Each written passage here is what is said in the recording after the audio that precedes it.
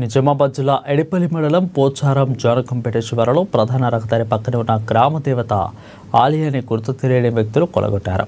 తమ పూర్వీకుల కాలం నుంచి కొలిచే మైసమ్మ నాగదేవత కలిసి ఉన్న ఆలయాన్ని నిన్న రాత్రి సమయంలో గుర్తు తెలియని దుండకులు జేసీబీ సహాయంతో కూల్చివేసి ఆలయ ఆనవాళ్లు లేకుండా చేశారని గ్రామ పెద్దలు నిరాడి రవి అదేవిధంగా ముత్యాల మండిపడ్డారు.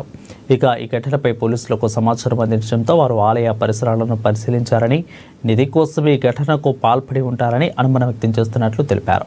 సంబంధిత అధికారులు సమగ్ర విచారణ జరిపి ఈ ఘాతకానికి పాల్పడ్డ దుండకులను అదుపులోకి తీసుకుని చర్యలు తీసుకోవాలని కోరారు. అలాగే ఆలయ పునర్నిర్మాణం జరిగేలా చూడాలని విజ్ఞప్తి చేశారు.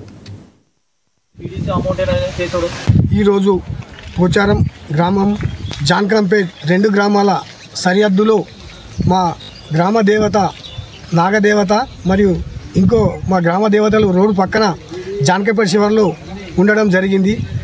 గత ఎన్ని సంవత్సరాల నుంచి ఉందో మాకే తెలియదు, మేము చిన్నపిల్లలం. అంత ముందు నుంచి ఉంది.